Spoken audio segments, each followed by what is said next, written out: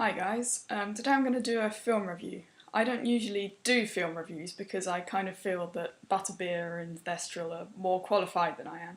But I saw this terrible movie on TV last night and I just felt like I had to rant my feelings. So this movie is called The Ninth Gate. It's directed by Roman Polanski and it stars Johnny Depp as an antique book dealer who is hired by this collector of occult, demonic books. I think you can probably already tell slightly where the plot is going. It's supposed to be a horror movie. And this collector hires him to discover whether his copy of this very rare book, supposed to be written by the devil, again, you can probably see where the plot is going, whether this very rare book written by the devil and supposedly used to summon the devil is genuine. So Johnny Depp goes on his travels around Europe and compares this book with other copies of the book to see whether they're genuine, and generally gets into various demonic scrapes with other collectors who are trying to steal the book and summon the devil and things like that. And the plot is very, very, very predictable and very, very, very cliched. But the plot still could have been made entertaining, if not surprising, if it had been done well. But sadly this is not the case. You see, there are an awful lot of scenes that could be very, very scary and chilling if they were done well, and they almost come up to the point where they could be genuinely scary, and then something completely ruins it, out of the blue, just completely ruins it. Like, I'll give you an example. There's a scene where Johnny Depp has been mysteriously knocked out, and he wakes up to find his hostess, who is in a wheelchair, knocking her wheelchair repeatedly against this window, and her back's to him, and there's this sort of repetitive knocking noise that horror movies usually do to build tension, that sort of thing, and it's almost very, very chilling as he kind of approaches her and you're waiting for her to turn around to reveal what's happened to her. But then she turns around and she has this ridiculous lolling tongue face. It's the worst impression of demonic possession I've ever seen in my life. Her tongue's just... It's not good.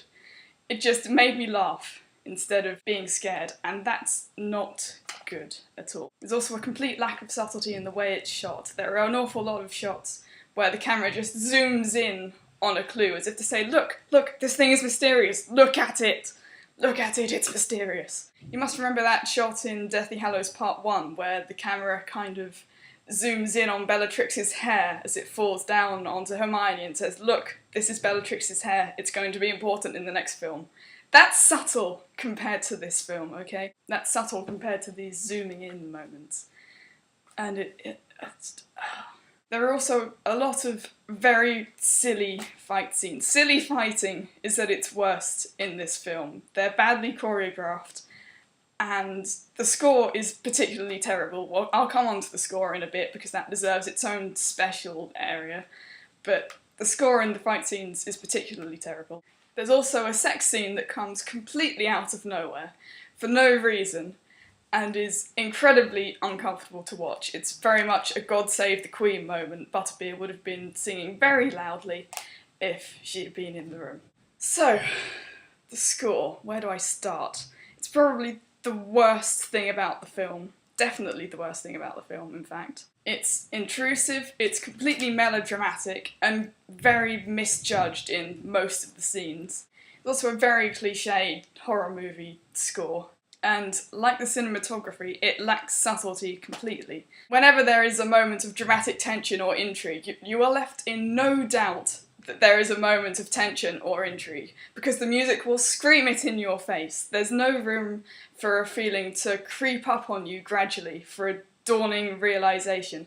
There is no need for that, because the music makes it completely very obvious what your emotion is supposed to be. And it's... music is supposed to suggest a feeling, it's not supposed to stop you from being able to feel anything else because it's so blatantly obvious what you're supposed to be feeling. It also has a problem of being actually quite boring at many points, getting back to the film in general rather than the score. I think there's only one moment in the film that genuinely gripped me, and then that was completely ruined when it turned into another ridiculous fight scene that just lost my interest completely. Generally, it just wasn't hugely interesting. There are a couple of good points. The script makes the great achievement of managing not to become cheesy for most of the movie, unlike just about every other element of the film. But it's not good enough to carry the film, it's not good enough to redeem it for all the other mistakes. The acting is also mostly good, apart from a couple of notable exceptions, like the demonic possession thing I mentioned earlier. Johnny Depp plays his character well, and most of the actors are decent enough. But again, it's not enough to make the film good in any way. It's not even bad enough to be entertaining, it's just bad. So to summarise, it was misjudged, it was not particularly gripping, it was definitely not scary. In a lot of places, it was really quite boring. So don't watch this film. I'm going to give it 2 stars because it wasn't completely unwatchable, but it was still really, really terrible. That's everything I've got to say, so this is Diadem signing off.